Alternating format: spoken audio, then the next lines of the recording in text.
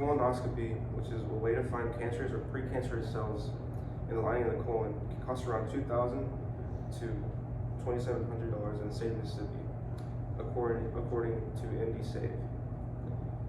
And that is without medical insurance. Imagine having to pay this amount of money with no insurance due to money complications. So today, my topic will be about how healthcare should be free or how healthcare should be cheaper for lower income families. I have researched 4 different sources on my topic, and being part of the lower class in this nation gives me personal experience with costly hospital bills. And in order to help lower income families to pay for their hospital bills, healthcare should be free for those families or have cheaper insurance for those people. So with my first point, I will be covering as to why healthcare should be free. According to Cyber MD, if healthcare was free, most lives that are in danger could be saved. But since most people in America who are low income and are afraid of not being able to pay their debt and hospital bills are more afraid to go to the hospital. So in a sense, this can improve the life of people who could possibly lose their lives, and even if healthcare cannot be free, then they should at least make insurance cheaper.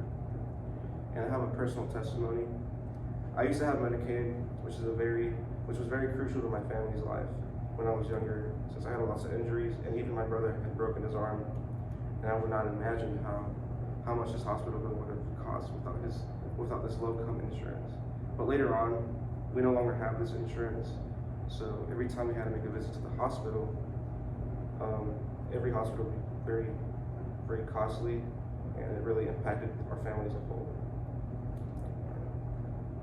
And with my second point, cheaper insurance. Simply as it is, if insurance was cheaper for those who make less money in society, more people would be encouraged to visit even the dentist or even a chiropractor, and also a doctor when they get the flu.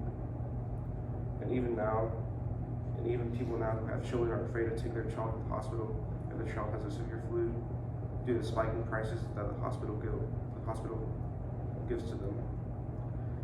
Families like mine would be less likely to go to the hospital if they were to tear a muscle, dislocate a bone. And my third and final point, this would boost the economy.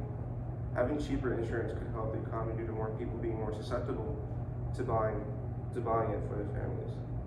According to CyberMD, people who are healthier can be more productive in the country and boost our economics. In a sense, this is also true if more labor-intensive people, or also known as blue-collar workers, who usually have more health conditions due to their complicated jobs, they would buy cheaper insurance from the government, then they would be most likely to visit a doctor or even a chiropractor. And this would improve the economy in the nation and all. These workers can work for longer periods of time and show better results in their jobs.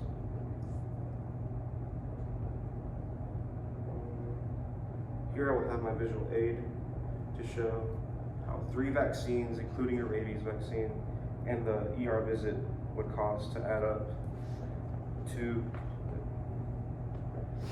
$5,000, and even with insurance, it would deduct $2,800, and the final total would still be $2,200, even with insurance.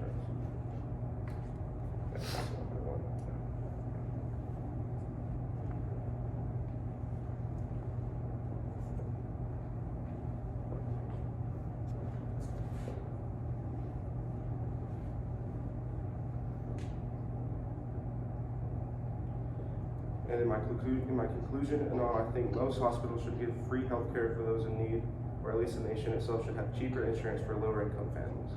This not only encourages people to visit the hospital or dentist, but helps the country as a whole. My family suffers with this problem, and if you support my ideology, then I and lots of other families that are low income would thank you for being thoughtful to us. Since not every person or family has the opportunity to visit the doctor just for a checkup.